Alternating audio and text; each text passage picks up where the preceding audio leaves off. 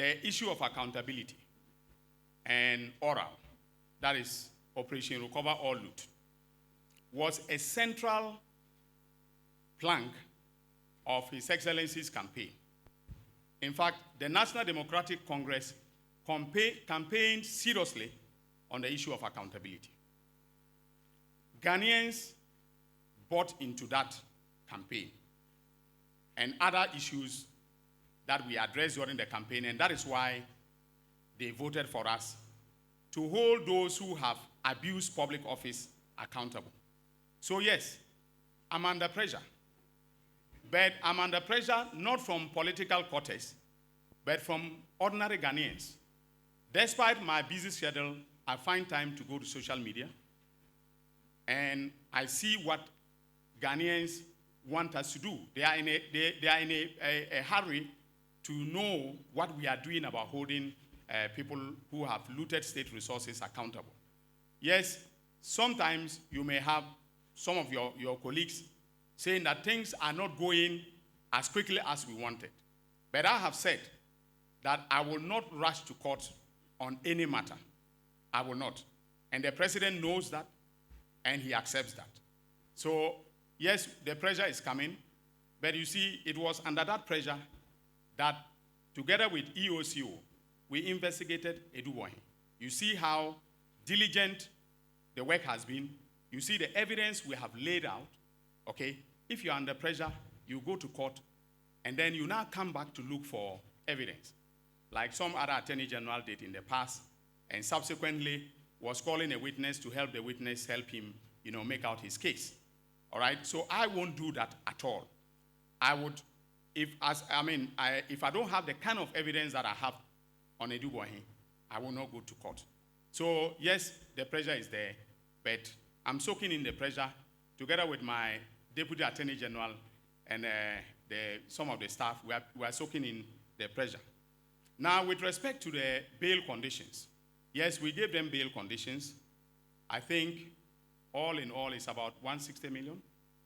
Yes, about 160 million Ghana cedis bail with sureties to be justified.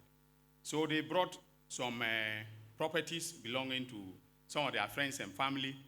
We are verifying the titles of those properties and to see if, we will accept them in order to grant the bail. Now, with respect to Edubohin, I got a briefing last night, and I'm thinking that he should continue to stay in detention. If we are granting the wife and the other suspects bail, he should continue to stay in detention because of what has come to my knowledge. So I have advised EOCO to vary the bail terms or release him and rearrest him. And then we will now go to court in order to meet the 48-hour constitutional threshold, maybe likely today. On the raids, on so-called raids, you see, the MPP is a unique group of individuals.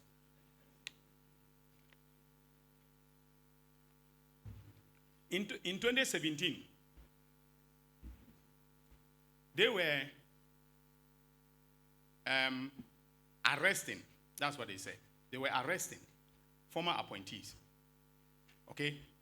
So I told you here that policemen came to my house with guns.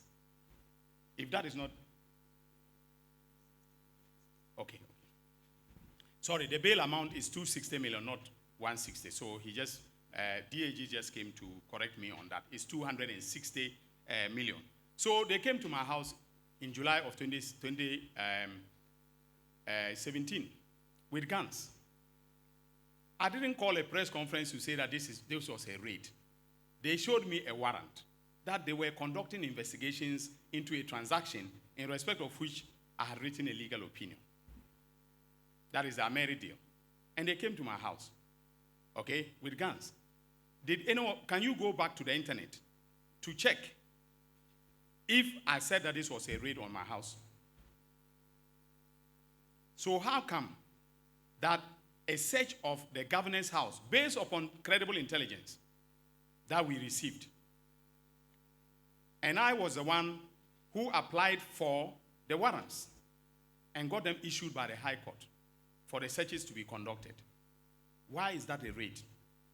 Are some people now above the law that we cannot conduct a legally sanctioned, search, constitutionally sanctioned search, search in their houses? Maybe they are above the law. Okay, but no one is above the law in this country. We are all subject to the Constitution. And in terms of the Constitution, under Article 18, all right, there are limits to what you can do by saying that you cannot, your house should not be searched. So we obtain warrants. And if the media wants, I can make those warrants available. Okay, so there was no raid on his house. And there was nothing illegal or unconstitutional about what we did. But they are deciding to bastardize me and to bastardize the operatives of the national security by even saying that during the raid, which for me wasn't a raid, it was a constitutionally sanctioned search, they stole 10,000 Ghana cedis. All right? Now, what an insult. Okay? And that is what my Deputy Attorney General was referring to when he said that, the constitutional immunity granted to MPs does not mean that they should abuse that immunity and then, defame individuals or officials who are conducting normal business, normal public business, all right?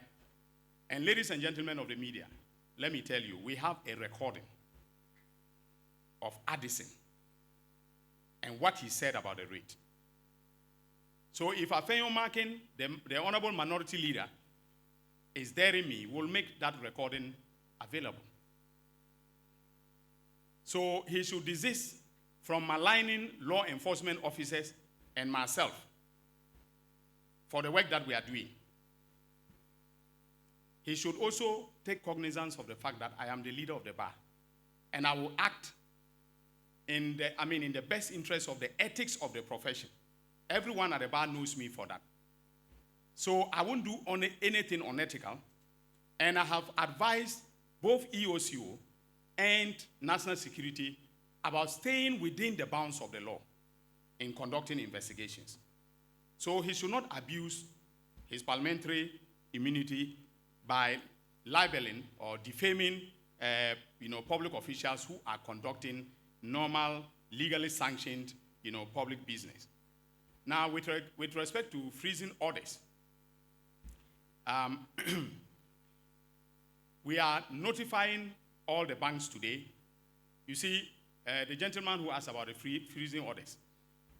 Note that because of the way this gentleman, the suspect, is very highly networked, if a letter had gone out before today to any bank, there would have been swift movement of money. And there would have been, other suspects would have been alerted to the fact that we are investigating them. So yes, we obtained all the accounts.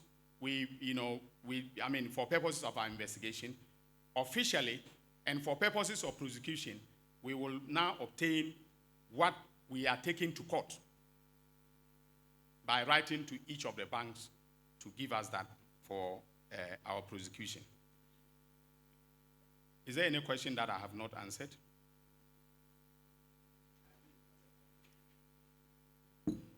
All right, so if there are any more questions, this will be the opportunity.